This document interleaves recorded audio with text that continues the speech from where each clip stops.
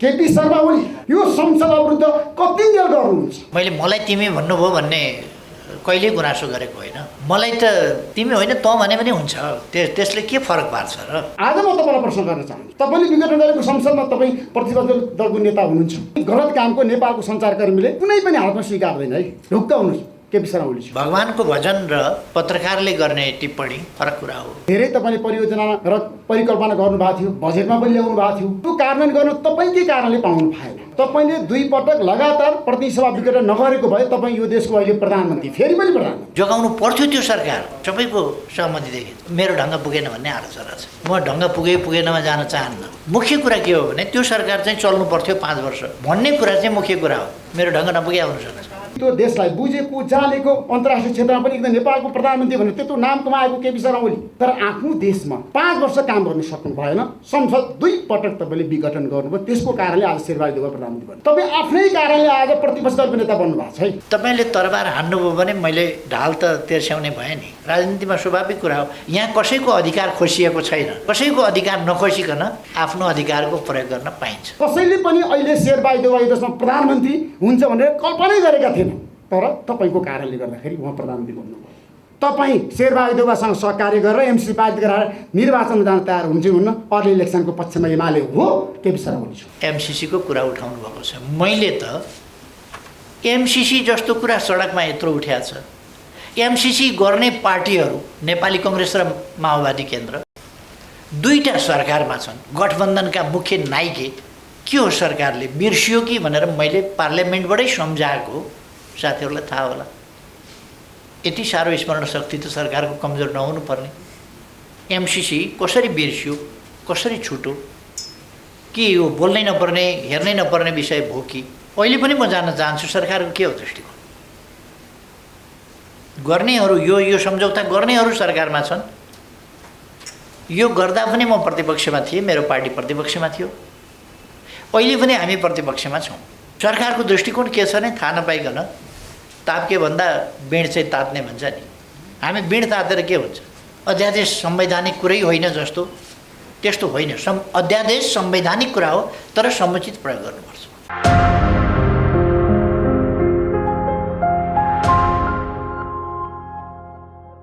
आज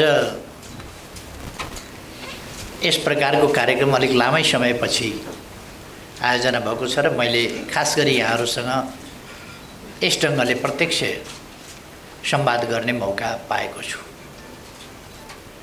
म आयोजक साथीहरूलाई धन्यवाद भन्न चाहन्छु र सम्पादकज्यूहरूलाई पनि धन्यवाद भन्न चाहन्छु, स्वागत भन्न चाहन्छु। विषय, प्रसङ्ग, सन्दर्भ खेमलाल भट्टराईजीले राखिसक्नु भएको छ। हाम्रो पार्टीले महाधिवेशनलाई 2टा महाधिवेशनको रूपमा, एउटा नेतृत्व चयनको महाधिवेशन, अर्को विधि र नीति निर्माणको महाधिवेशन 2 रूपमा विभाजित गरेको छ। यो महाधिवेशन अहिले जो हामी 15, 16, 17 अश्विन 2078 मा गर्दैछौँ, यो पार्टीका नीतिहरूको निर्माण र पार्टी सञ्चालनका विधि अर्थात् विधान सम्बन्धी प्रश्नहरू, सङ्गठनात्मक प्रश्नहरूको सम्बन्धमा महाधिवेशन हुनेछ।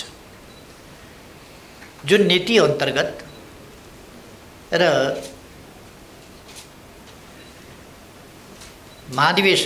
यस महाधिवेशनबाट पारित नीति अन्तर्गत र विधि अन्तर्गत हामी आगामी मङ्सिरमा हुने पार्टीको 10औं राष्ट्रिय महाधिवेशन आयोजना गर्नेछौँ र त्यसबाट नेतृत्व निर्माण हुनेछ, नेतृत्व चयन हुनेछ। यहाँहरूलाई थाहा छ, नेकपा एमाले एउटा लोकतान्त्रिक पार्टी हो। लोकतन्त्रको सङ्घर्षमा यसले लामो समयदेखि असाधारण योगदान गर्दै आएको छ। लोकतन्त्र प्रणालीको रूपमा मात्रै होइन, लोकतन्त्रलाई पद्धति र प्रक्रियाको रूपमा पनि लोकतन्त्र समयानुकूल व्याख्या होइन, लोकतन्त्र मूल्य मान्यताका आधारको व्याख्या। त्यसमा नेकपा एमाले विश्वास गर्दछ र तदनुसारको अभ्यासमा विश्वास गर्दछ। तदनुसार नै यस महाधिवेशनले गहन छलफलका साथ दस्तावेजहरूमा छलफल गरेर निष्कर्षहरू निकाल्नेछ। जुन निष्कर्षहरू अनुसार आगामी दिनका लागि हाम्रो पार्टी, हाम्रा सिद्धान्तहरू कस्ता हुने, हाम्रो गन्तव्य के, त्यस गन्तव्यमा पुग्ने बाटो के, तत्सम्बन्धी हाम्रा नीतिहरू कस्ता हुने, ती नीति कार्यान्वयनका लागि हाम्रो कार्यक्रम कस्तो हुने, कार्यक्रमलाई कुन कुन क्षेत्रमा हामी कसरी कार्यान्वयन गर्छौँ र त्यसका निम्ति कस्ता विषयगत वा आवधिक योजना बनाउँछौँ, ती योजना पुरा गर्न कसरी हामी लक्ष्यहरू निर्धारण गर्छौँ, ती लक्ष्य निर्धारण गर्ने इन्स्ट्रुमेन्टका रूपमा हामी कस्तो पार्टी निर्माण गर्छौँ, त्यसको परिचालन कसरी गर्छौँ जस्ता प्रश्नहरू यस महाधिवेशनले निरूपण गर्नेछ, जो अत्यन्तै महत्त्वपूर्ण कुरा हो। यसभित्र राष्ट्रिय महत्त्वका नीतिहरू, राष्ट्रका निम्ति आवश्यक नीतिहरूमा छलफल हुनेछ, पारित हुनेछ। हाम्रो समाज आज कहाँनिर छ, यसलाई, यसका अहिलेका समस्या के हुन्, तिनको पहिचान र किटानी र ती समस्याको समाधान कसरी गर्ने, त्यसको स्पष्ट दिशानिर्देश, यी चिजहरू यस महाधिवेशनले गर्नेछ। देशका समस्या, जनताका समस्या, राष्ट्रियता सम्बन्धी प्रश्न, राष्ट्रको सार्वभौम सत्ता, स्वाधीनता, स्वतन्त्रता, भौगोलिक अखण्डता र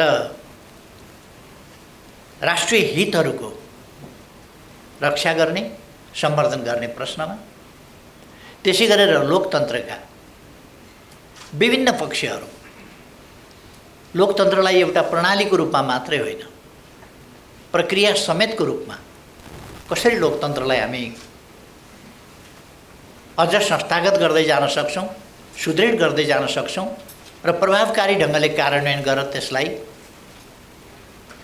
देश र जनताका हितमा केन्द्रित गर्ने र सामाजिक परिवर्तन रूपान्तरणको कामलाई अगाडि बढाउने काम गर्न सक्छौँ, ती कुराहरू हामी तय गर्नेछौँ। यी कुराहरू देशसँग सम्बन्धित छन्, जनतासँग सम्बन्धित छन्, जनताका समस्याहरूसँग सम्बन्धित छन्, तिनको समस्या, ती समस्याहरूको समाधान गर्ने प्रश्नहरूसँग सम्बन्धित छन्। किनभने यो पार्टी यसो पार्टी खोलौँ न भनेर खोल्नका लागि खोलिएको पार्टी होइन। यो आफ्नो काँधमा राष्ट्रका अगाडि रहेका समस्या, ती समस्याको समाधान गर्ने प्रश्न र त्यसका अगाडि उभिएका चुनौतीहरूको सामना गर्ने प्रश्न, यी सबै कुरालाई ध्यानमा राखेर चुनौतीको सामना गर्दै अगाडि बढ्ने र देश र जनताका हितहरूलाई कमजोर हुन नदिने, ओझेलमा पर्न नदिने र पराजित हुन नदिने अभिभारा बोकेको हुनाले यस पार्टीले तदनुसार नै काम गर्छ। अहिले हामी सबैलाई थाहा छ नेकपा एमालेको भूमिका सत्ता पक्षबाट प्रतिपक्षमा गएको छ। सत्ता पक्षमा रहँदा सञ्चार माध्यमबाट, सम्पादक मित्रहरूबाट जुन महत्त्वपूर्ण सहयोग सरकारले पायो र प्रधानमन्त्रीको हैसियतमा मैले पाएँ, त्यसका लागि म यहाँहरूलाई धन्यवाद भन्न चाहन्छु। यहाँहरूले धेरै सजग गराउनुभयो, सचेत गराउनुभयो, सरकारले कहीँ गल्ती नगरोस्, खबरदारी गर्नु, देशप्रति सरकार सजग रहोस्, जनताका हितहरूप्रति सरकार सजग रहोस्। ती अमूल्य सुझावहरू थिए। ती खबरदारीले हामीलाई गल्ती नगर्न प्रेरित गर्यो।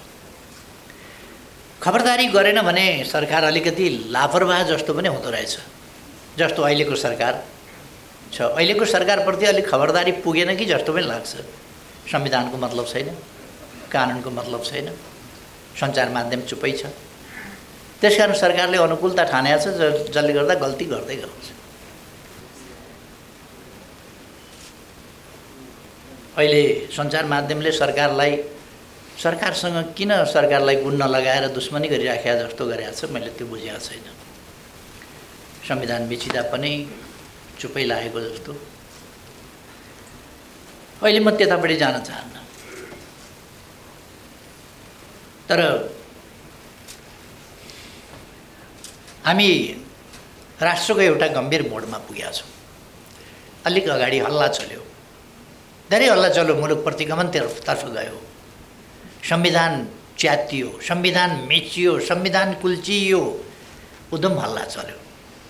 त्यसपछि अग्रगामी सरकार बनाउने खेल सुरु भएर पार्टी तोडफोड गर्ने आदि इत्यादि कुराहरू भए। राजनीतिमा त्यस्ता कुराहरू चल्छन्। कानुनसम्म ढङ्गले चल्नु एउटा कुरा थियो।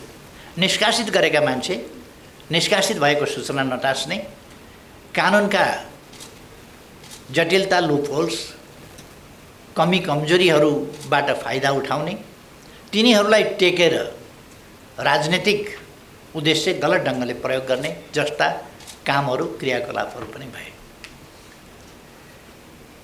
चलिरहेको संसद मध्यरातमा बन्द गर्ने र भोलिपल्ट बिहान अध्यादेश जारी गर्ने जस्तो संविधानको मर्म विपरीत, भावना विपरीत, सङ्घीय संसद नचलिरहेको अवस्थामा देशलाई तत्काल आवश्यक परेमा अध्यादेश जारी गर्ने हो। तर चलिरहेको संसद अचानक बन्द गरेर षड्यन्त्रपूर्ण ढङ्गले भोलि बिहानै तयारी प्रस्तावका साथ अध्यादेश ल्याएर, अध्यादेश ल्याइसक्दा निर्वाचन आयोगले त्यसको कार्यान्वयनका लागि नियमावली पनि बनाइसकेको छ। पहिले नै रेडिमेड उता पनि नियमावली पनि फुत्त निस्किन्छ। निष्कासित मान्छेहरूलाई निष्कासित मानिँदैन। 40% सांसद र 40% केन्द्रीय सदस्यले यदि नयाँ पार्टी खोल्न या पार्टीबाट अलग हुन चाहे भने पार्टी परित्याग गरेको नमानिने, नयाँ पार्टी खोल्न पाइने प्रबन्ध हो संविधानले दिएको। र सांसदहरूले बाध्यकारी स्थिति, कुनै पार्टीमा बस्नै पर्ने, कुनै पार्टी छोड्नै नपाउने स्थिति हुनु हुँदैन। सांसदहरूको पार्टी छोड्ने संविधान सम्मत खालको अधिकार, यथोचित अधिकार। एकातिर पार्टीमा अनुशासन पनि होस्, पार्टी अनुशासित होस्, लोकतान्त्रिक विधि अन्तर्गत चलोस्। अर्कातिर बस्नै चाहँदैनन् सांसदहरू भने एउटा खास सङ्ख्या पुर्याएपछि उनीहरूले छोड्न पाउने अवस्था बनोस् भन्ने हाम्रो संविधानमा व्यवस्था छ। त्यसै कारण संविधानले 40% सांसदहरू र 40% केन्द्रीय सदस्यहरू भएमा अर्को दल खोल्न पाउने भन्ने व्यवस्था गरेको छ। तर दलहरूको के भयो भने प्रतिनिधि सभा सदस्य या सङ्घीय संसदका सदस्य त निर्धारित हुने भए, आवधिक निर्वाचन हुन्छ, त्यो निर्वाचनबाट निर्वाचित हुने भए। पार्टीको केन्द्रीय समिति एकीकरणका नाउँमा कुनै नेताले अप्ठ्यारो पर्यो आफूलाई भने एउटा एकीकरण गर्यो, एउटा कुनै पार्टी कसैलाई खोल्न लायो, त्यसका नाउँमा एकीकरण भनेर 400-500 मान्छे ल्याइदियो। कहाँबाट 40% पुर्याउँछ? आफ्ना मान्छे नेताले थपिसकेपछि सभापतिले आफ्ना मान्छे 500 मान्छे थप्यो भनेदेखि 300को कमिटीमा अर्को 200 मान्छे थप्यो भने के हुन्छ त्यहाँ? त्यसकारण यो चाहिँ अव्यवहारिक भयो र संविधानको कार्यान्वयन हुन सकेन। त्यो मर्मअनुसार भएन, कुनै पार्टीतर्फ लक्षित गरेर होइन। त्यसरी मैले संविधानको वास्तवमा मर्मअनुसार कार्यान्वयन हुन सकोस् भन्नका लागि केन्द्रीय कार्य समिति वा संघीय संसदका प्रतिनिधि सभाका 40% सदस्यहरूले अलग सङ्गठन बनाउन पाउने भन्ने अध्यादेश संसद नचलिरहेको बखत ल्याएको थिएँ। त्यसको चर्को विरोध भयो र जसले चर्को विरोध गरेका थिए, असंवैधानिक भयो भनेका थिए, उत्पात मचाएका थिए र पार्टी अर्को पार्टीलाई फुटाउने गलत मनसायले यस्तो गर्न पाइँदैन भनेका थिए, त्यो कुराहरू अहिले पछिल्लोपल्ट त भदौ 2 गते त्यही उद्देश्यका साथ अघि नै मैले भने मध्यरातमा अचानक चलिरहेको चालु अधिवेशन अन्त्य गरेर भोलि बिहान अध्यादेश निकाल्ने काम हो। यसको यो संविधान सम्मत भएन, यो चाहिँ गलत मनसायको भएन भनेर सम्पादक साथीहरूले लेख्नु नै भयो होला भन्ने लाग्छ मलाई। त्यसपछि हिजो एउटा सूचना टाँसियो, संघीय संसद चालू छ, अधिवेशन चालू छ। अधिवेशन चालू भएकै बखत अधिवेशनमा प्रतिस्थापन विधेयकको रूपमा अब संसदलाई जानकारी गराइएको छ र अधिवेशन चालू रहेको बेला त्यहाँ अधिवेशनमा त्यो विधेयक छँदैछ। त्यसको टुङ्गो अधिवेशनबाट नगरेर सूचना जारी गर्न लगाइयो। सूचना जारी गरेर अध्यादेश फिर्ता लिएको भनेर कानुन निर्माण संशोधन र त्यसको खारेजी संसदले गर्छ। संसद नचलेका बेला देशका लागि जरुरी पर्यो भने अध्यादेश ल्याउन पाइन्छ। न पहिले जरुरी पर्यो न हिजो जरुरी पर्यो। जरुरी परेको भए त संसद चलेका बेला त संसदमै ल्याउन सकिन्थ्यो। चलिराखेको संसद बन्द गरेर ल्याइयो। देशलाई एकदम जरुरी, एकदम आवश्यकता होइन, पार्टी फुटाउने गलत मनसाय, दूषित मनसायका साथ ल्याइयो। हिजो असंवैधानिक, गैरकानुनी, संसद छलेर, संसदको अवज्ञा अपमान गरेर सूचना मार्फत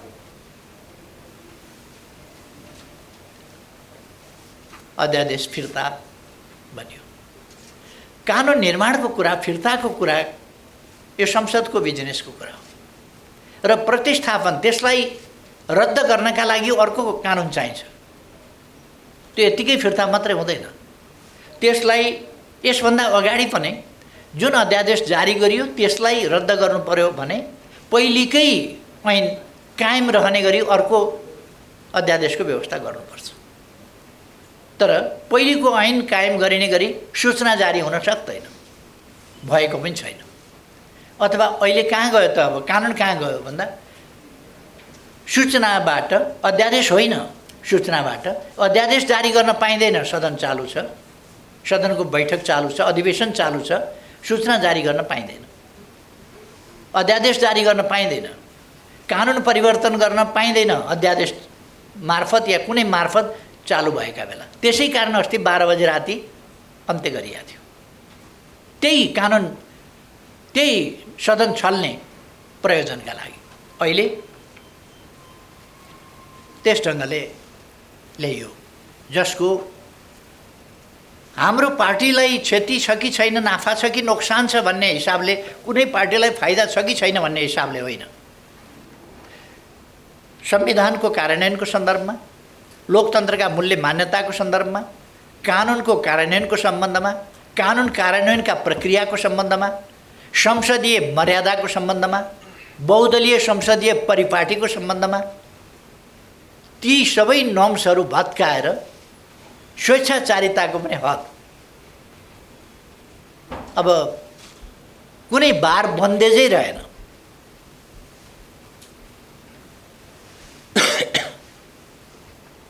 यसरी हिजो एमाले फुटाउने काम सकिएछ, प्रयोजन सिद्धिएछ। त्यही कुरा त संसदबाट गरे हुन्छ नि त। संसद चालू छ, त्यहाँ प्रतिस्थापन विधेयक प्रस्तुत छ। त्यो विधेयक के भयो त? अब संसदमा प्रस्तुत विधेयक कुनै सूचनाको भरमा रद्द हुन्छ कि हुँदैन? त्यो विधेयक फिर्ता गयो कि गएन? यी कुनै प्रश्नको केही पनि जवाफ चाहिएन। गठबन्धनले जे गरे पनि उचितै हुने खालको एउटा सोच जो लोकतन्त्रभित्र लोकतन्त्रको परिभाषामा पर्दैन। हाम्रो चिन्ता लोकतन्त्रको भविष्यप्रति हो, लोकतान्त्रिक प्रणालीको भविष्यप्रति हो। लोकतान्त्रिक प्रणाली यदि प्रक्रियाहरू कमजोर हुँदै गएर प्रक्रियाले प्रणालीलाई शिथिल बनाउँदै लग्यो भने, यदि प्रणाली कार्यान्वयन गर्ने प्रक्रिया भएन भने, संविधान कार्यान्वयन गर्न कानुन चाहिन्छ, कानुन कार्यान्वयन गर्न नियमावली चाहिन्छ। त्यसै गरेर प्रणाली आफै मात्रै चल्दैन। प्रणालीलाई सञ्चालन गर्नका लागि प्रक्रियागत पक्षहरू हुन्छन्, पद्धतिगत पक्षहरू हुन्छन्। पद्धति प्रक्रियाका पक्षहरूबाट प्रणाली ध्वस्त पार्दै लगियो भने प्रणाली प्रणालीको रूपमा जीवित रहन सक्दैन। दुनियाँमा किन लोकतन्त्र पटक पटक असफल हुन्छन्? हाम्रै देशमा किन असफल भएको छ पटक पटक? किन हाम्रै देशमा प्रतिगमन भएको छ पटक पटक? हुन त यहाँ मनलाग्दी प्रतिगमन शब्दको दुरुपयोग गर्ने गरिएको छ। प्रतिगमन शब्दको दुरुपयोग जनादेशका लागि जाने कुरालाई पनि प्रतिगमन भन्न थालियो। जनादेशका लागि जाने कुरालाई पनि प्रतिगमन भनेपछि त अग्रगमन भनेको के हो? संसदलाई पङ्गु बनाउनु, कुनै काम नगर्नु, मन्त्री परिषदलाई पूर्णता दिन नसक्ने, 2.5 महिनासम्म पूर्णता दिन नसक्ने जोडजामको सरकार बनाएर देशको अमूल्य समय, तीव्र गतिमा विकास भइरहेको वर्तमान दुनियाँको यो समय, यसलाई बर्बाद गर्नु अग्रगमन हुन्छ। त्यतापट्टि पनि म अहिले जान चाहन्न। जे होस्, अहिले हामी सबैलाई थाहा छ एउटा जनादेशको सरकार होइन, परमादेशको सरकार छ। राष्ट्रपतिका अधिकार राष्ट्रपतिले विचार गर्नुपर्ने कुरा, राष्ट्रपतिले प्रधानमन्त्री नियुक्त गर्ने कुरा परमादेशबाट नियुक्त भएको स्थिति छ। अहिलेका लागि आनन्द छ। कतिपयलाई नेकपा एमाले सरकारमा रहेको, देश विकास भएको, बाटाहरू बनेको, तीव्र गतिमा निर्माण कार्यहरू भएको मन नपरेको हुनसक्छ। त्यसका मकसदहरू फरक हुन सक्दछ, त्यसमा आइडियोलोजिकल प्रेजुडिस हुन सक्दछ। तर मुख्य कुरा आजको कसको लाभ कसको हानि भन्ने कुरा होइन। भविष्यका लागि लोकतन्त्रले जित्नुपर्छ। नेकपा एमाले जित्छ कि जित्दैन अर्को कुरा हो, लोकतन्त्रले जित्नुपर्छ, देशले जित्नुपर्छ, जनताले जित्नुपर्छ। एमालेका कुरा या कसैका कुरा माथि पर्नुपर्छ भन्ने होइन। देशका हितहरू माथि पर्नुपर्छ, जनताका हितहरू माथि पर्नुपर्छ, लोकतन्त्रको भविष्य माथि पर्नुपर्छ, सुरक्षित हुनुपर्छ। यो सफलतापूर्वक अगाडि बढ्नुपर्छ र देशमा प्रस्पेरिटी आउनुपर्छ। देश आधुनिकतातर्फ जानुपर्छ। देश एउटा सभ्य सम्भ्रान्त विकसित सामाजिक न्याय र समानता सहितको समृद्धि भएको देशको रूपमा विकास हुनुपर्छ। हाम्रो चाहना थियो। एकछिनका नाफा घाटाहरूका जोड घटाउमा नेकपा एमाले विचलित हुँदैन। नेकपा एमाले लोकतन्त्रको बृहत्तर प्रश्नमा केन्द्रित भएर विचार गर्छ र आवश्यकता पर्दा त्यसका निम्ति सङ्घर्ष गर्छ। नेकपा एमाले लोकतन्त्रका निम्ति सङ्घर्ष गरिआएको छ। यसको प्राप्तिका निम्ति सङ्घर्ष गर्यो, बलिदान गर्यो। यसको रक्षाका निम्ति पनि सङ्घर्ष र बलिदान गरेर आएको छ, फेरि पनि गर्छ। त्यसकारण यो क्षणिक लाभ हानिका हिसाब किताबमा होइन, आम रूपमा दीर्घकालीन रूपमा लोकतन्त्रको भविष्य। लोकतन्त्रको भविष्यप्रति हामी किन चिन्तित हुने? लोकतान्त्रिक प्रणाली नै श्रेष्ठ प्रणाली हो। यस प्रणाली मार्फत यसको सही कार्यान्वयनबाट नै हामी देशको विकास गर्न सक्छौँ भन्ने एमालेको विश्वास छ। त्यो विश्वासको कारणले हामी, त्यो यथार्थको कारणले, त्यो हाम्रो विश्वास निराधार होइन, त्यो यथार्थ विश्वास हो, त्यस कारणले हामी लोकतन्त्रको भविष्यप्रति चिन्ता गरेका हौँ। हामीले एउटा यस विषयमा म धेरै गइरहनु पर्ला जस्तो लाग्दैन। लोकतन्त्रमा सत्ता पक्ष प्रतिपक्ष भइरहन्छ, कहिले कसले जित्ला कहिले कसले जित्ला, तर जित हार स्वस्थ हुनुपर्दछ, प्रतिस्पर्धा स्वस्थ हुनुपर्दछ। अस्वस्थ प्रतिस्पर्धा, लोकतन्त्रका नाममा प्रतिस्पर्धा छँदैछ भनेर अस्वस्थ प्रतिस्पर्धा लोकतान्त्रिक प्रक्रियाभित्र पर्दैन।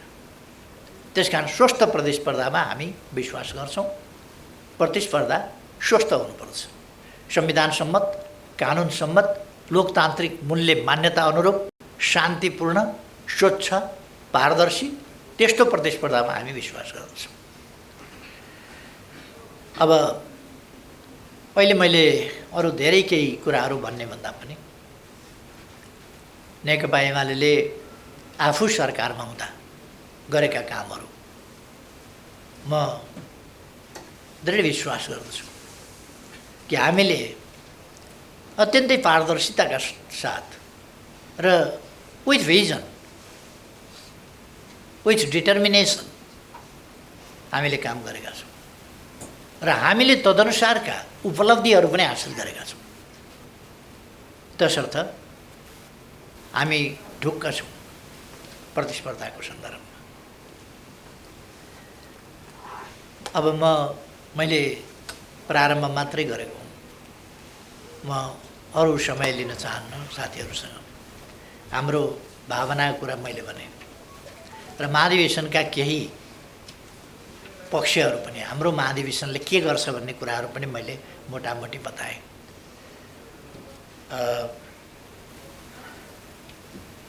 म साथीहरूका प्रश्नहरू, जिज्ञासाहरू माथि छलफल गर्न चाहन्छु। यो अलिक हामीले अन्तर्क्रिया कार्यक्रम, अन्तर्क्रियात्मक कार्यक्रम बनाएका छौँ। त्यसकारण यो मैले मात्रै भन्ने कार्यक्रम नभएर यो अन्तर्क्रियात्मक भएको हुनाले हाम्रो संवाद चाहिँ महत्त्वपूर्ण कुरा छ। आज मैले साथीहरूसँग संवाद गर्न चाहेको हुँ, किन अलिक लामो समयदेखि संवाद अलिक भइरहन पाएको थिएन प्रत्यक्ष रूपमा। हुन त एक खालको संवाद त भइरहेको थियो। म यहाँहरूका सञ्चार माध्यमहरू हेर्छु, पढ्छु, सुन्छु। यहाँहरूले पनि मेरा कुराहरू सुन्ने नै गर्नुभएको छ। त्यसकारण एक खालको परोक्ष संवाद त भइरहेको थियो, तर फेस टु फेस हुन सकेको थिएन। त्यसकारण आज चाहिँ हामी आम्ने सामनेमै छलफल गरौँ भन्ने विचारले मैले साथीहरूलाई फ्लोर ओपन गर्दा ठिक होला भन्ने ठान्छु। धन्यवाद साथीहरू। अधिवेशनले छुन्छ कि छुँदैन कि अथवा एउटा हाम्रो संविधानमा पनि केही मुद्दाहरू हामी छुँदैनौँ कहिले पनि, त्यस्तो खालको रूपमा हो कि यसलाई हामीहरूले भिन्न रूपमा हेर्छौँ। अब पछिल्लो समयमा 72 सालको संविधान आइसकेपछि र जनताको बहुदलीय जनवाद भनिँदाखेरि जसरी समावेशी तरिका इत्यादिका कुराहरू छन्, यो संविधानले नै त्यस्तै खालको राजनीतिक संरचना परिकल्पना गरेको सन्दर्भमा अहिले बहुदलीय जनवाद पनि भनिरहनु र यो मल्टिपार्टी सिस्टमको जुन हामीले अभ्यास छ त्यसमा खास तात्विक भिन्नता बाँकी रहेको हो कि होइन, यो जिज्ञासा। अनि अर्को चाहिँ प्रधानमन्त्रीज्यूले आफ्नो पुरानो शैली अनुसार मेरो पालामा आलोचना भयो, अहिले चाहिँ आलोचना भइरहेको छैन यो सरकारलाई भन्ने खालको कुरो छ। यदि यही नै हो, यहाँले भनेकै मान्ने हो भनेदेखि यहाँलाई के लाग्छ, मिडिया मात्रै दोषी थियो त्यो बेला? यहाँको पक्षबाट पनि कुनै त्रुटि भयो कि जसले गर्दा? किनभने मिडिया त निरपेक्षै छ नि मोटामोटी रूपमा। त यसको लागि चाहिँ यहाँको आत्मालोचना भन्ने एउटा शब्द छ, त्यसको प्रयोग कतिखेर गर्ने? को दिन पनि अघि अध्यक्षज्यूले भन्नुभयो भनेर तपाईँले लेख्नुभयो होला भन्नुभयो। हामीले त लेखेका थियौँ र हामीले चाहिँ के लेखेका थियौँ भनेदेखि केपी ओलीले जित्नुभएको तर्फबाट देउबाले प्रहार गरे र यो चाहिँ लोकतन्त्रमाथि बज्रियो र यसले लोकतन्त्रलाई विकलाङ्ग पार्नेछ। मैले अरू पनि त्यतिखेर पत्रिकाहरू अनलाइनहरू पढेको छु, धेरैले लेख्नु भएको छ र यो गलत काम हो। गलत काम मात्र होइन, यसको पृष्ठभूमि लामो पृष्ठभूमि छ सुधारको। मैले स्मरण गर्नु मात्रै चाहेको, पहिले 40% केन्द्रीय सदस्य वा सांसद भए दल तोड्न मिल्थ्यो, तर त्यसबापत हाम्रो धेरै दलहरू विभाजन भए र तपाईँको सबैले छलफल गरेर संविधान आइसकेपछि राजनीतिक दल सम्बन्धी ऐन बन्यो र यो विभाजनलाई हामीले रोक्नु पर्यो। एकातिर चाहिँ 3% थ्रेसहोल्ड राख्नु पर्यो ताकि धेरै दलहरू नहुन् र दल टुक्रिने र धेरै दल आएर जुन विकृति लोकतन्त्रमा देखेको छ त्यो रोक्नु पर्यो भनेर तपाईँहरू सबैले गर्नुभएको। त्यही हुनाले त्यो पृष्ठभूमिमा झनै कति अनैतिक हो, कति अलोकतान्त्रिक हो, कति असंवैधानिक हो भन्ने देखिन्छ र त्यसको जति पनि विरोध गरे कम हुन्छ। मेरो त्यसमाथि तर छ, फेरि त्यसको विरोध चाहिँ तपाईँले चाहिँ गर्न मिल्दैन भन्ने मेरो जिरो छ। मैले लेखेको हुन्छु त्यो सम्पादकीयमा पनि। यो सबै राजनीतिक पृष्ठभूमिमा तपाईँले पनि अध्यादेश ल्याउनुभयो र 40% वा केन्द्रीय सदस्य वा सांसद छोडेर, र त्यो अहिले तपाईँले भन्नुभयो कुनै दललाई टार्गेट गरेर थिएन भनेर। होइन, त्यो कुनै निश्चित दललाई टार्गेट गरेर थियो र त्यो घटनाक्रमले पुष्टि पनि गर्यो। पूर्व आइजिपी र तपाईँकै पार्टीका सांसद गएर एकजनालाई सांसदलाई मनाएर उठाएर जे भने पनि आफ्नो सुविधाअनुसार भनौँ ल्याउने र चसपा फुटाउने प्रयोजनका लागि त्यो तपाईँहरूले ल्याउनु भयो। त्यतिखेर पनि हामीले विरोध गऱ्यौँ, त्यतिखेर पनि लेखेको हो। तर त्यतिखेर तपाईँको पार्टीको नेताहरूबाट त्यसको बचाउ भयो, तपाईँले पनि बचाउ गर्नुभयो। प्रदीपजी अगाडि हुनुहुन्छ, मैले सार्वजनिक त भने लेखेको छैन, तर आज म भन्छु। उहाँलाई मैले भने यो त साह्रै भयो, अनि उहाँले पनि होइन यो बेथिक हो भन्ने एउटा कोडबाट हेर्दा त हो, तर यो त्यत्रो ठुलो अपराध त होइन होला। हाम्रो अध्यक्षज्यूको सोचाइ चाहिँ पार्टीमा मिलेर बस्न सक्ने अवस्था छैन भने जान दिनुपर्छ भनेर ल्याएको हो भनेर उहाँले भन्नुभयो। तपाईँका आफ्नै इन्टरभ्यूहरू आएका छन् र पछिल्लो पटक मलाई याद छ तपाईँले दिनुभएको इन्टरभ्यूमा माधवजीहरूलाई पार्टी फोड्न मन छ भने म अध्यादेश वा विधेयक ल्याइदिन्छु भनेर तपाईँले बोल्नुभएको फुटेजै छ। यो पृष्ठभूमिमा तपाईँले स्वयं चाहिँ यो असंवैधानिक, अलोकतान्त्रिक, अनैतिक हो भनेर फेरि सम्पादकहरूलाई राखेर अगाडि पढाउँदा चाहिँ अलिकति मिलेन कि भन्ने मलाई लाग्छ। हामीले चाहिँ भन्नै पर्छ यो असंवैधानिक, अलोकतान्त्रिक, अनैतिक नै हो, तर तपाईँले भन्नलाई चाहिँ कि त त्यो हिजोको गल्ती थियो भनेर सुधार गर्नु पर्यो, कि त मैले त जिस्किएको थिएँ यिनीहरूले साँच्चै नै लिएछन् भनेर भन्नु पर्यो। होइन, त्यो दुइटै नभन्ने हो भने चाहिँ तपाईँहरूले हामीलाई यसरी राखेर अगाडि भन्न चाहिँ अलिकति मिल्दैन कि भन्ने लाग्छ। अब मेरो प्रश्न छ, यो असंवैधानिक, अनैतिक काम हो, अब फेरि तपाईँहरूको एमालेको आफ्नो अडान के हो? अब भविष्यमा यस्तो खालको काम हुन्छ कि हुन्न? फेरि अध्यादेश ल्याएर पार्टी फुटाउने र अब त कानुनमा जे छ त्यही नै अवस्था हो। यो खारेज भएपछि होइन 40% सांसद, 40% केन्द्रीय सदस्य चाहियो। तपाईँहरूले कुनै दिन त्यस्तो अध्यादेश ल्याउनुहुन्छ कि हुन्न? र अब भविष्यमा यो विगतको गल्तीबाट पाठ सिकेर ल्याउन मिल्छ कि ल्याउनु मिल्दैन? तपाईँले ल्याउने हो कि होइन? किन भन्दाखेरि उहाँले मन्त्रीपरिषद विस्तार गर्न नसक्नु र अध्यादेश ल्याएर शासन गर्नु भनेको असक्षम प्रधानमन्त्री हो भनेर हामीले भनिरहेको छौँ। धेरै मिडियाहरूमा समाचारहरू आएको छ, नेपालका सञ्चारकर्मीहरू तटस्थ छन्, निष्पक्ष छन् र व्यवसायिक पत्रकारिता गर्छन्। हामी केपी शर्मा ओली प्रधानमन्त्री हुँदाखेरि पनि तपाईँले गरेका गल्तीको हामी खुलेर आलोचना गर्थ्यौँ। अहिले शेरबहादुर देउवाले गरेको गल्तीको पनि हामी खुलेर आलोचना गर्छौँ। कुनै पनि हालतमा हामी उहाँको पक्षमा छैनौँ। उहाँले गर्ने गलत कामको नेपालको सञ्चारकर्मीले कुनै पनि हालतमा स्वीकार्दैन है। ढुक्क हुनुहोस् केपी शर्मा ओलीज्यू, मेरो आग्रह छ। किन भन्दाखेरि डेमोक्रेटिक सिस्टमको लागि तपाईँ जेल बसेको नेता, 14 वर्ष जेल बसेको नेता, तपाईँकै कार्यकालमा जनताले धेरै तपाईँले विकास र समृद्धिको कुरा गर्नुभयो, धेरै तपाईँले परियोजना र परिकल्पना गर्नुभएको थियो, बजेटमा पनि ल्याउनु भएको थियो। त्यो कार्यान्वयन गर्न तपाईँकै कारणले पाउनु भएन। तपाईँले 2 पटक लगातार प्रतिनिधि सभा विघटन नगरेको भए तपाईँ यो देशको अहिले प्रधानमन्त्री, फेरि पनि प्रधानमन्त्री। तपाईँ आफ्नै कारणले आज प्रतिपक्ष दलको नेता बन्नु भएको छ है। यो क्लियर हुनुपर्छ केपी शर्मा ओलीज्यू, किनभने तपाईँलाई जनताले 5 वर्षको म्यान्डेट दिएको हो केपी शर्मा ओली यो देशको प्रधानमन्त्री बन्नको लागि, र त्यो म्यान्डेटलाई तपाईँले व्यवस्थापन गर्न सक्नु भएन। तपाईँ जस्तो एउटा कुशल व्यक्तित्व, देशलाई बुझेको जानेको, अन्तर्राष्ट्रिय क्षेत्रमा पनि एकदम नेपालको प्रधानमन्त्री भनेर त्यत्रो नाम कमाएको केपी शर्मा ओली, तर आफ्नो देशमा 5 वर्ष काम गर्न सक्नु भएन। संसद 2 पटक तपाईँले विघटन गर्नुभयो, त्यसको कारणले आज शेरबहादुर देउवा प्रधानमन्त्री बन्नुभएको छ। यहाँ योगेश भट्टराई हुनुहुन्छ, उहाँले निर्वाचनपछि रिपोर्ट स्कल नेपालमा गएर भन्नुभएको थियो नेपालमा अब कम्युनिस्टहरूको 15-20 वर्ष सरकार बन्छ, 25 वर्ष सरकार बन्छ, कङ्ग्रेस त अब कहिले पनि सरकारमा आउन सक्दैन भनेर उहाँले भन्नुभएको थियो।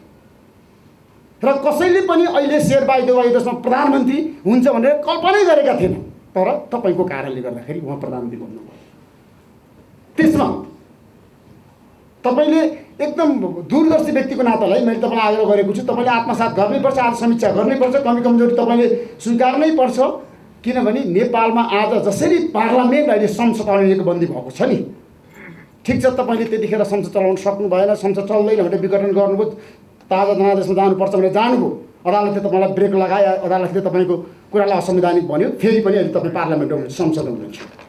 एउटा प्रश्न माधव नेपालले मलाई के गर्नुभएको छ भन्दाखेरि केपी शर्मा ओलीले चाहिँ यो संसदमा भित्र बसेर सिटमा बसेर यो संसदको चाहिँ गरिमा र प्रतिष्ठा जुन छ संसदीय व्यवस्थाको उहाँले विघटन गरेको संसदमा उहाँ आफै आउने अनि हामीलाई कारबाही गर्यो भनेर किन भन्ने उहाँको प्रश्न छ।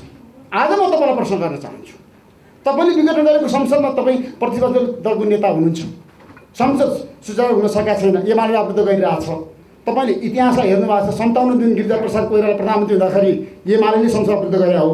अब यो परम्परालाई निरन्तरता केपी शर्मा ओलीले दिनुहुन्छ, तपाईँ त्यतिखेर प्रतिपक्ष दलको नेता हुनुहुन्थेन। आज म जनता जान्न चाहन्छु, तपाईँको मुखबाट सुन्न चाहन्छु, तपाईँ जस्तो एउटा डेमोक्रेट लिडर केपी शर्मा ओली यो संसद विरुद्ध कति जेल गर्नुहुन्छ, एकदम तपाईँको बटम लाइन क्लियर कट आउनुपर्छ। आज यो संसदमा ठिक छ अध्यादेश आएको छ, त्यो गलत काम हो, प्रधानमन्त्री गलत काम गर्नुभएको छ, अध्यादेशलाई शासन गर्न पाइँदैन, हामी बोल्छौँ लेख्छौँ, तर आज तपाईँले खुलास्त पारिदिनु संसद अब कहिलेबाट सुचारू हुन्छ, पहिलो कुरा। दोस्रो कुरा एमसिसीको बारेमा केपी शर्मा ओलीज्यू जाँदै किनभने तपाईँले भन्नुभएको थियो त्यहाँ पार्लियामेन्टमा एमसिसी ल्याऊ, यदि पार्लियामेन्टमा एमसिसी आयो भने शेरबहादुरद्वारा तपाईँको बिचमा एउटा केमिस्ट्री मिल्यो भने फेरि पनि तपाईँलाई थाहा छ 2054 सालमा तपाईँले हेर्नु भएको छ नि त, वामदेव गौतम सरकार हुनुहुन्थ्यो, वामदेव गौतम बाहिरिनु भयो, तपाईँलाई सरकार लिएर के अरे त्यतिखेर केपी शर्मा ओली माधव नेपाललाई लिएर गिरिजाप्रसाद कोइरालाले सरकार बनाउनु भयो, चुनावमा जानुभयो। अहिले शेरबहादुर देउवाले फेरि एमसी पारित गर्न सक्नु भएन र तपाईँको साथ चाहियो पारित गराउनको लागि भनेर प्रस्ताव ल्याउनु भयो भने तपाईँ शेरबहादुर देउवासँग सहकार्य गरेर एमसी पारित गराएर निर्वाचनमा जान तयार हुन्छ हुन्न? अर्ली इलेक्सनको पक्षमा एमाले हो केपी शर्मा ओली रात दिन मुलुकको लागि सोच्ने, पार्लियामेन्ट डिजोल्युसन पनि रातमा हुन्छ, अध्यादेशको तयारी पनि मध्यरातमा हुन्छ। त्यसमा कुनलाई हामी डेमोक्रेटिक मान्ने, कुनलाई डेमोक्रेटिक नमान्ने एउटा। अनि अर्को मलाई अलिकति दुईवटा अरू कुरामा जिज्ञासा, एउटा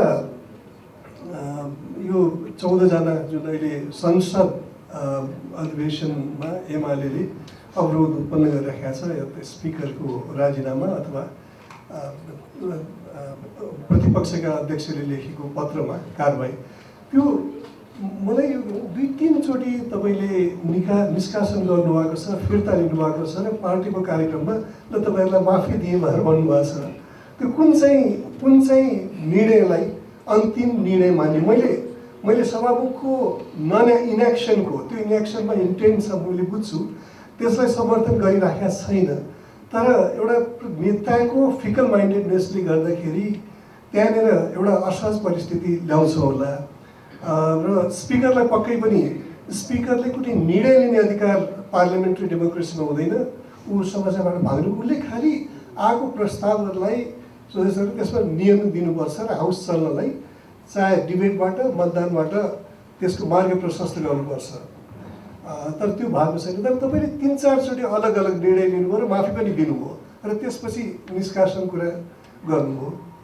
अनि तेस्रो यहाँले भन्नु भएन आजको उसले गर्दाखेरि सभामुखको बारेमा कमेन्ट गर्नु भएन, तर सभामुखहरूबाट त्यो आसनबाट भएका विचलनले थुप्रै कुप्रथा र परम्पराहरू सिर्जना भएको छन्। मलाई कहिलेकाहीँ लाग्छ सुभाष नेमाङजी र अग्नि सापकोटाजी बसेर छलफल गर्नुपर्छ होला। आफ्नै त्यो आसनबाट भएका अपराधहरूले एकदम दूरगामी परिणामहरू निम्त्याउँछन्।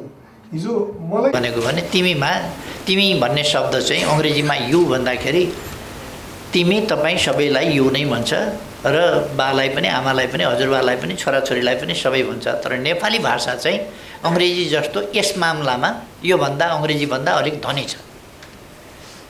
तिमी तपाईँ भन्ने आदरभाव व्यक्त गर्ने यो हाम्रो भाषिक सम्पन्नता हो, समृद्धि हो।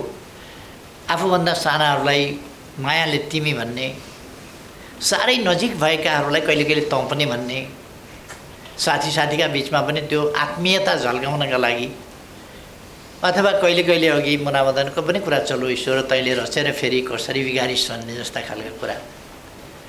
तँ पनि भगवान्लाई पनि भनिन्छ। अङ्ग्रेजीमा पनि भगवान्लाई दाउ भन्ने शब्द प्रयोग गरिन्छ। तर हाम्रो भाषा चाहिँ तिमी, तपाईँ, तँ, हजुर विभिन्न शब्दमा बोलाउँदाखेरि हामी हजुर भनेर जवाफ दिन्छौँ। कसैले बोलायो भने हजुर भनेर बोल्छौँ। त्यस्तो खालको एउटा शिष्ट शब्द हो। त्यसकारण हामीले अरूको नकल मात्रै नगरौँ, आफ्नो भाषिक सम्पन्नता, भाषिक ओजतालाई कायम राखौँ। र हाम्रो देश एउटा सभ्यताको सुरुवात गर्ने देश हो। यसमा तपाईँहरूले भाषाको प्रयोगको सम्बन्धमा प्रश्न उठाउनु भएको छ, सम्पादकीय पनि लेख्नु भएको छ। त्यसको दुईटा पक्ष हुन सक्छ। एउटा साँच्चै भाषा अलिक खस्कियो, भाषा खस्किनु हुँदैन, भाषाले मर्यादाका सीमाहरू नाग्नु हुँदैन। विचार आफ्ना हुन सक्दछन्, असहमति हुन सक्दछन्, विरोध हुन सक्दछ, आलोचना हुन सक्दछ, तर भाषिक संयम, भाषिक स्तरीयता र भाषिक मर्यादा त्यसका सीमाहरू उल्लङ्घन हुनु हुँदैन भन्ने मनसायका साथ पनि सम्पादकीयहरू आएका छन्। भने आफै सम्पादकीय लेख्ने सम्पादकजीहरूका भाषा आफ्नै सञ्चार माध्यमहरूमा पनि यसो हेर्नु भए पनि हुन्छ। अथवा यो भाषिक समस्या एउटा साझा समस्याकै रूपमा आएको छ कि जस्तो पनि लाग्छ। यसप्रति हामी सबैले ध्यान दिनुपर्छ। मलाई तिमी भनेकोमा होइन, मैले मलाई तिमी भन्नुभयो भन्ने कहिल्यै गुनासो गरेको होइन। मलाई त तिमी होइन तँ भने पनि हुन्छ, त्यसले के फरक पार्छ र? म आफ्नो हकमा मेरो केही पनि डिमान्ड होइन। प्रश्न के हो भने हाम्रो भाषिक श्रेष्ठता जुन छ, सम्पन्नता जुन छ, र यो भाषिक श्रेष्ठता जुन छ त्यो यसमा थुप्रै यस्ता पक्षहरू छन्। हाम्रो भाषामा धेरै ठुलो जनसङ्ख्याले बोल्ने भाषा होइन यो, तर यसमा निपात शब्दहरू जस्ता, अनुकरणात्मक शब्दहरू जस्ता र आदरार्थी शब्दहरू जस्ता यस्ता थुप्रै कुराहरूले हाम्रो भाषालाई समृद्ध बनाएको छ। त्यतापट्टि हामी यस समृद्धिलाई बचाउँ भन्ने कुरा हो। साहित्यमा प्रयोग हुनु बेग्लै कुरा हो। साहित्यमा बाको बारेमा लेख्दा तिमी, आमाको बारेमा लेख्दा तिमी, हाम्री हजुरआमा यस्तै थिइन्, हाम्रा हजुरबा यस्ता थिए, हजुरबाले यसो भन्थे, हजुरआमा यसो भन्थिन्, त्यस्तो पनि लेखिन्छ। तर त्यो साहित्यमा हामी बोलीचाली हाम्रा व्यवहारहरूमा गरिन्छ भने त्यस्तै सञ्चार जगतले पनि हाम्रो भाषिक सम्पन्नतालाई अङ्ग्रेजीको नकल गरेर बिर्सिनुमा गर्व नमान्दा हुन्थ्यो कि भन्ने मेरो आग्रह हो। त्यसमा मेरो कुनै जिद्दी छैन। तपाईँहरूको अब यो हामीले गरेको नकलै हो, अङ्ग्रेजीको नकलै हो। तिमी तिमी तिमी सबै तिमी, यो हाम्रो भाषाको मर्यादा अनुसार चाहिँ होइन भन्ने मात्रै मेरो कुरा हो। यसमा हामी सबैको एउटा साझा कुरा हो। साहित्य जस्तै सञ्चार माध्यम पनि साहित्यकै स्तरमा हो भन्ने हो भने सञ्चार माध्यम र साहित्यमा फरक छ। भगवानको भजन र पत्रकारले गर्ने टिप्पणी फरक कुरा हो भन्ने मात्रै कुरा हो। यसप्रति भगवानको भजनमा तँ पनि चल्छ, पत्रकारले गर्ने टिप्पणीमा अलिक चल्दैन कि। यदि कुनै भाषामा अङ्ग्रेजी जस्तो ठुलो भाषामा अलिक त्यस्तोमा तँ पनि चल्या भए हामी नकल गर्थ्यौँ कि, तर तिमी चल्या हुनाले त्यसको नकल गरेका छौँ। नगर्दा हुन्थ्यो कि जस्तो लाग्ने मेरो विचार हो। हाम्रो समाजलाई, हाम्रा राम्रा पक्षहरूलाई चाहिँ जोगाएर राखौँ भन्ने मेरो एउटा आग्रह हो। यसमा अरू धेरै केही भन्दिनँ। अदालतको फैसला मान्नु पनि पर्छ र बेठिक छ भने वा बेठिक लाग्दाखेरि पनि विरोध गर्न सकिन्छ। तपाईँहरूलाई थाहा छ, सत्यभन्दा ठुलो केही हुँदैन। सत्यभन्दा ठुलो अदालत पनि हुँदैन।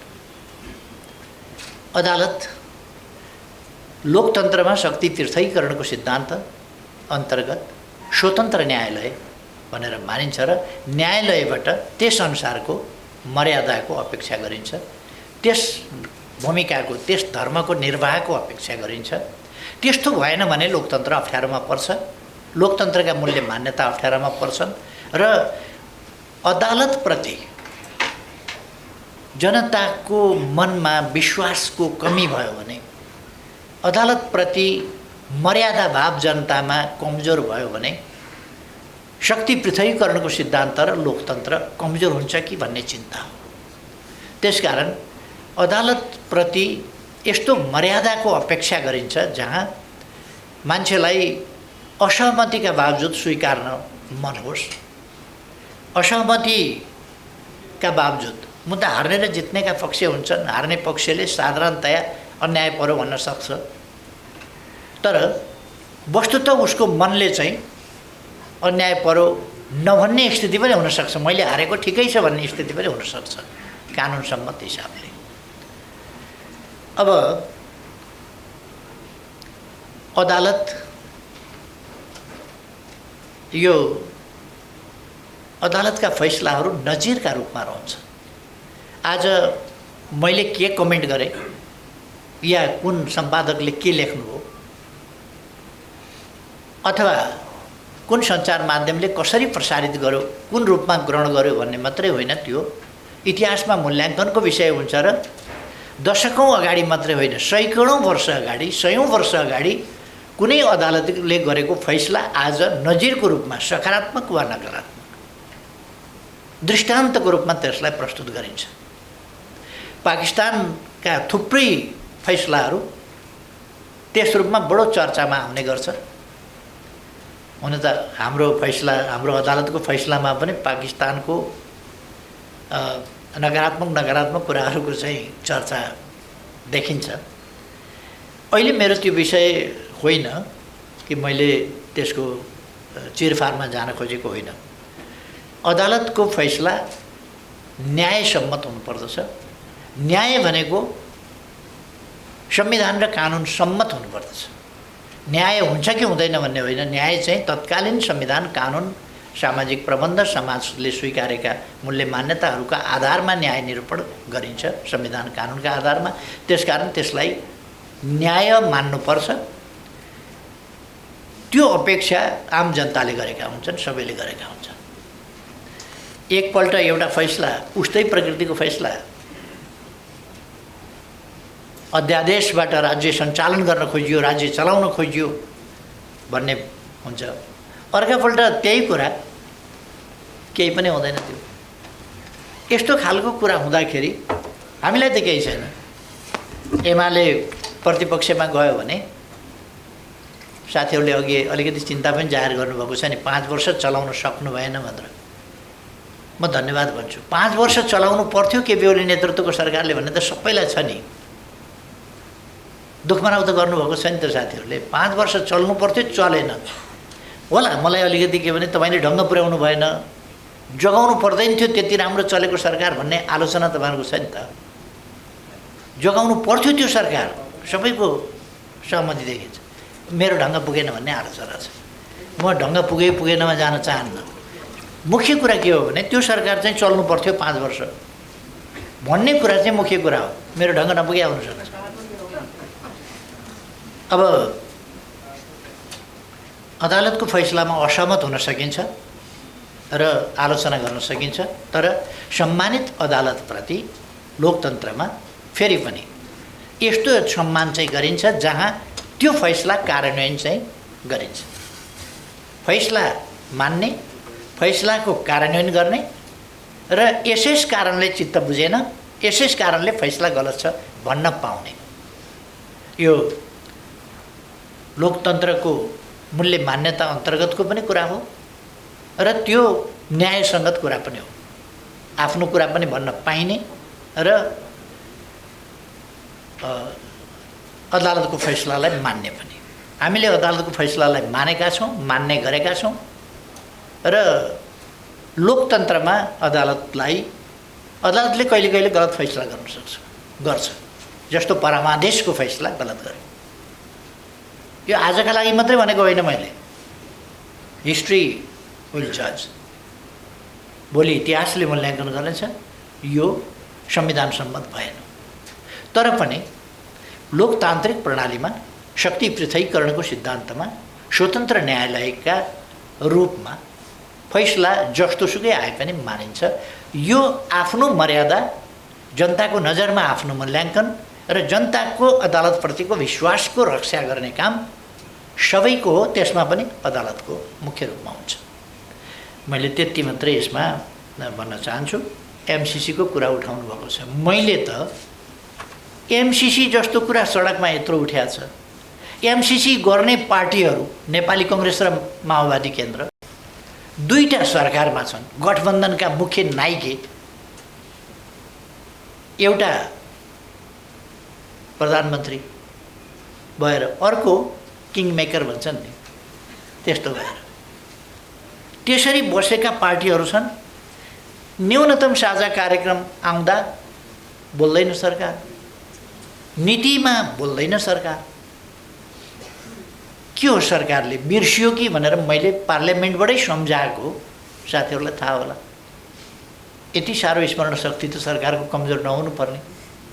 एमसिसी कसरी बिर्सियो, कसरी छुट्यो, कि यो बोल्नै नपर्ने, हेर्नै नपर्ने विषय भयो कि? यो कुरा सम्झाउन अमेरिकाबाट उपाध्यक्ष फातिमा नै आउनुपर्ने हो कि? प्रधानमन्त्रीलाई एमसिसी गरेका थियौ नि, के भयो, के गर्छौ भन्न उतैबाट आउनुपर्ने हो कि? यहाँ त उहाँहरूले त लेख्नु भएन। मैले त्यो कुरा उहाँहरूलाई सम्झाएँ। यसमा सरकारको के हो दृष्टिकोण? अहिले पनि म जान्न चाहन्छु सरकारको के हो दृष्टिकोण। गर्नेहरू यो सम्झौता गर्नेहरू सरकारमा छन्। यो गर्दा पनि म प्रतिपक्षमा थिएँ, मेरो पार्टी प्रतिपक्षमा थियो। अहिले पनि हामी प्रतिपक्षमा छौँ। उहाँहरूसँग 165 भोट छ। त्यसकारण उहाँहरूले हामीसँग कुनै यस सम्बन्धमा परामर्श पनि गर्नुभएको छैन। के कस्तो हालत हो, के हो, कसो गर्न पर्ने हो, कसो गर्दा ठिक हो, त्यस सम्बन्धी पनि कुनै दृष्टिकोण राख्नुभएको छैन। हामीसँग सेयर पनि गर्नुभएको छैन। जुन तपाईँले प्रश्न गर्नुभएको छैन भने मैले एन्सर गरिरहनु पर्ने कुरा भयो र? जब सरकारले नै यस सम्बन्धमा कुनै रुचि नै राखेको छैन, चासै राखेको छैन भने यस सम्बन्धमा भनिरहनु पर्ने कुरा के भयो र? सरकारले भन्नु पर्यो के हो, के गर्नुपर्ने, त्यही कुरा मैले पार्लियामेन्टमा उठाएको। तपाईँहरूसँग 165 सिट छ त गठबन्धनको। त्यो 165 सिटको प्रयोग कसरी गर्नुहुन्छ, के हो यो भनेर सरकारको दृष्टिकोण के छ नै थाहा नपाइकन ताप्के भन्दा बिँड चाहिँ तात्ने भन्छ नि। हामी बिँड तातेर के हुन्छ? हामीसँग त अलिक थोरै भोट होला, 100 को आसपासमा सिट होला। 100 को आसपासमा सिट, 275 सिट भएका ठाउँमा 100 को आसपास सिटले उफ्रिएर के हुन्छ? 165 सत्तामा भएको, जिम्मेवारी लिएको आफै गर्नेवालाले बोलेको छैन भने त्यस कारण उहाँहरू बोल्नु पर्यो, उहाँहरूले गर्नु पर्यो। के गर्ने हो? मैले त्यति भने हो। बिहारै सम्बन्धमा पनि त्यही हो। उहाँहरू के गर्दै हुनुहुन्छ? हामीले सरकारमा हुँदा सरकारको हैसियतले रेस्पोन्सिबल ढङ्गले हामी पेस भएका थियौँ हरेक कुरा। यहाँहरूलाई थाहा छ, मैले केही भनिरहनु पर्ला जस्तो लाग्दैन।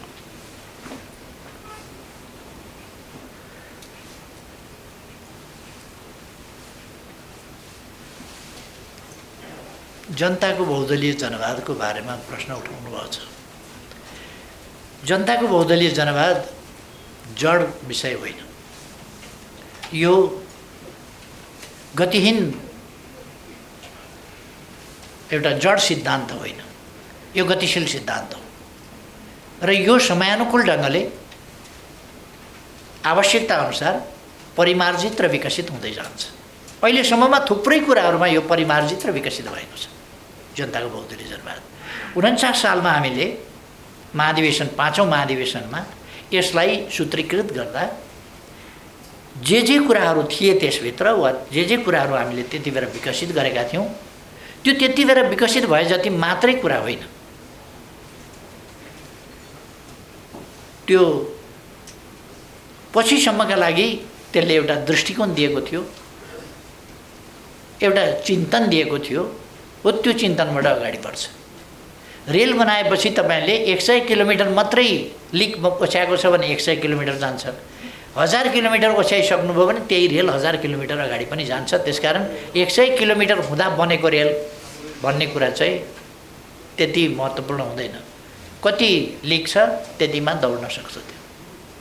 त्यसकारण जनताको बहुदलीय जनवादको सम्बन्धमा, यसको विकास सम्बन्धमा, यसको परिमार्जन सम्बन्धमा स्वाभाविक रूपमा यसको विकास कसरी हुँदै आएको छ चर्चा हुन्छ र यसले अब समाजवाद उन्मुख जो नेपालको संविधानले भनेको छ त्यो समाजवाद उन्मुखलाई कसरी परिपूर्ण गर्छ। जनताको बहुदलीय जनवादको सम्बन्धमा कुनै कन्फ्युजन हुनु हुँदैन। यो पोलिटिकल डेमोक्रेसी मात्रै होइन, धेरै ठाउँमा मैले भनेको छु, पोलिटिकल डेमोक्रेसी मात्रै होइन, यो सोसल इकोनोमिक कल्चरल एस्पेक्टहरू, क्लाइमेट सम्बन्धी, ह्युमन राइट्स सम्बन्धी अरू विभिन्न विषयहरू समेत समेटिएको विषय हो। त्यसकारण यो एकपक्षीय होइन, बहुआयामिक बहुपक्षीय छ र यो समाजको समग्र समाजको परिवर्तनको एउटा सिद्धान्त हो, परिवर्तनको एउटा बाटो हो। तसर्थ यो अवश्य महाधिवेशनको विषय हुन्छ र महाधिवेशनमा यस सम्बन्धमा छलफल हुन्छ।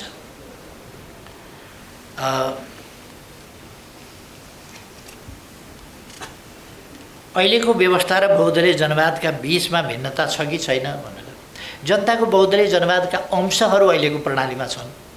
जनताको बहुदलीय जनवाद भनेको समृद्ध नेपाल सुखी नेपाली हो, त्यसको गन्तव्य भनेका छौँ। जो उपलब्धि भइसकेको छैन, जो हासिल भइसकेको छैन, त्यसकारण त्यो हासिल गर्न पर्छ।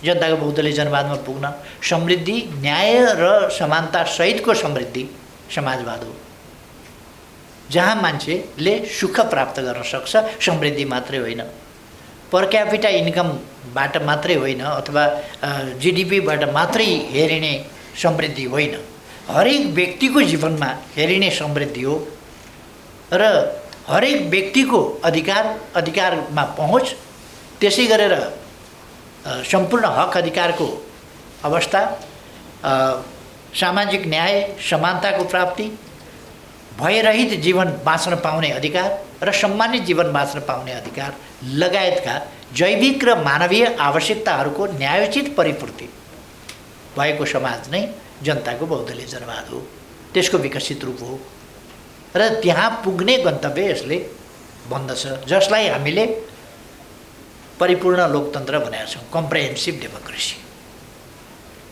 त्यसकारण यो कम्प्रेहेन्सिभ डेमोक्रेसी हो।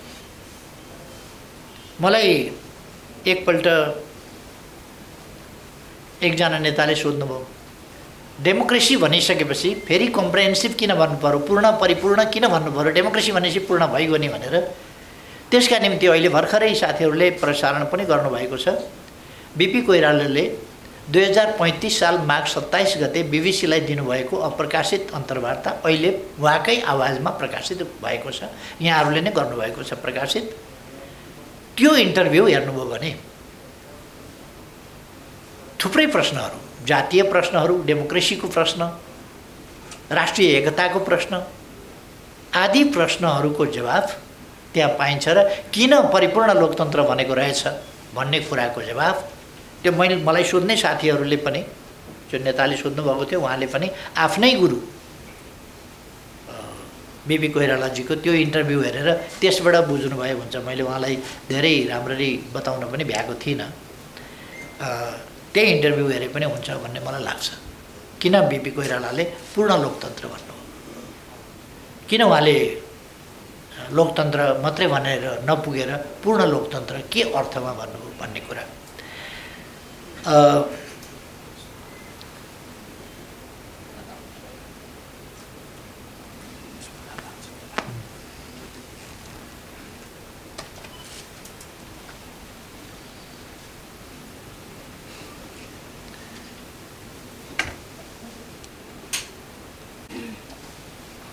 भनेर भन्नुभएको छ। खास गरी यो प्रेससँगको सम्बन्धको प्रश्नमा पनि अलिकति उठाउनु भएको छ।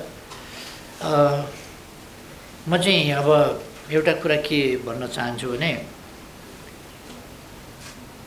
म पनि डेमोक्रेसीलाई सुदृढ गरौँ भनेर लागेको छु।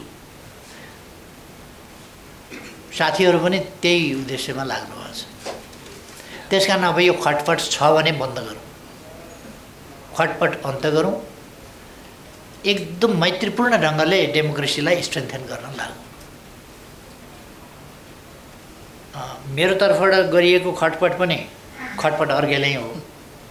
अब साथीहरूको तर्फबाट गरेको खटपट पनि पक्कै राम्रो कुरा त हुँदैन होला।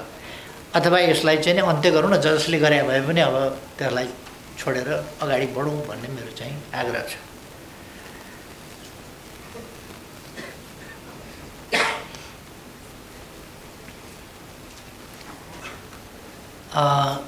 दल विभाजन सम्बन्धी अध्यादेश भनेर एउटा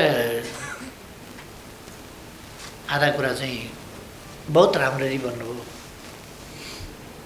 यो गलत हो भनेर। तर तपाईँले चाहिँ भन्न पाउनुहुन्न भन्नुभयो। दुईवटा त्यसका दृष्टान्त दिनुभएको छ। तर म फेरि भन्छु, दल त्याग गर्न पाउने सांसदहरूको वा केन्द्रीय सदस्यहरूको हकको कुरा र त्यस हकलाई रोक्न अपनाइने अवाञ्छित, असंवैधानिक र संविधानको मर्म कानुन विपरीतका प्रयासहरू एक ठाउँ मिल्दैन। स्वस्थ डेमोक्रेटिक हक चाहिँ दल त्याग गर्ने हुनुपर्छ। सांसदमा होस्, कोही मान्छे कुनै पार्टीमा लाग्यो भने त्यो पार्टी उसले मन नपराउँदाखेरि छोड्न पाउनुपर्छ। तर राजीनामा गरेर छोड्न पाइन्छ वा कारबाही भोग्नुपर्छ। त्यस्तो स्थिति नगर्नका निम्ति समूह यदि ठुलो सङ्ख्यामा भयो भने भारतले यस्तो थुप्रो अभ्यास गर्दा गर्दा गर्दा गर्दा 10%, 15%, 25%, 20%, 35%, 40%, अनेक प्रतिशतहरू भारतमा पनि धेरैपल्ट राखिए, कानुनमा संशोधन थुप्रैपल्ट गरिए दल त्याग सम्बन्धी प्रश्नमा। हाम्रोमा पनि अनुभवका आधारमा धेरैपल्ट गरिए। हामीले मजबुत कानुन बनायौँ। मनसाय गलत भयो भने मजबुत कानुनले पनि थाम्दो रहेछ। यद्यपि त्यो पुष्टि भयो पछि भन्नु कसरी पुष्टि भयो, कुन दललाई ताकेको भन्ने कुरा चाहिँ त्यो मलाई लाग्दैन। तपाईँको घरमा चाहिँ नि विवाहको महोत्सव थियो, त्यहाँ तपाईँले पटका पड्काउनु भयो खुसियालीमा, अर्को चाहिँ परतिर तर्सियो के पड्कियो भनेर। त्यो तपाईँको घरको विवाह महोत्सवको कुरालाई उसले चाहिँ नि अब गोली बम बारुद ठान्यो, त्यो त बेग्लै कुरा हो नि। अब किन कोही झस्कियो, किन कुद्यो, किन राति राति एकीकरण गर्न 11-12 बजे एकीकरण गर्न किन पुग्यो, अब त्यो त बेग्लै कुरा हो। त्यतापट्टि ताकिएको त थिएन, त्यस्तो कुनै प्रयास गर्दै बाहिर आएको पनि थिएन त्यति बेला। यो प्रयास यसरी आयो भन्ने पनि थिएन। त्यस कारण त्यो सांसद र केन्द्रीय सदस्यहरूको, र वास्तवमा भन्ने हो भने सांसद नागरिक हो, केन्द्रीय सदस्य पनि नागरिक हो, उसले दल त्याग गर्न पाउनुपर्छ कानुनसम्म ढङ्गले।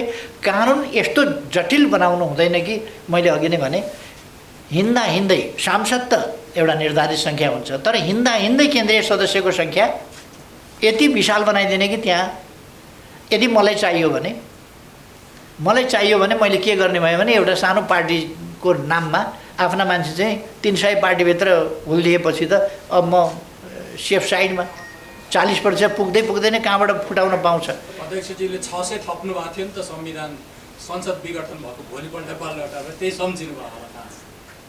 त्यो ठिक भन्नु, त्यो ठिक भन्नु, त्यही सम्झिनु भयो होला, थप्या थियो। मलाई भन्दाखेरि जब प्रश्न के हो भने नि तपाईँले तरबार हान्नुभयो भने मैले ढाल त तेर्स्याउने भएँ नि।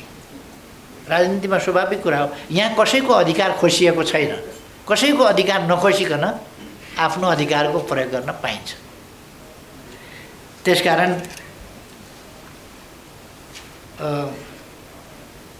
कि अध्यादेश गलतै, अध्यादेश संवैधानिक कुरै होइन जस्तो, त्यस्तो होइन। अध्यादेश संवैधानिक कुरा हो तर समुचित प्रयोग गर्नुपर्छ। संसदको अधिवेशन चालु नरहेका बखत देशलाई तत्काल जरुरी परेमा भन्ने कुरालाई ध्यान दिनुपर्छ। कुरा त्यति हो।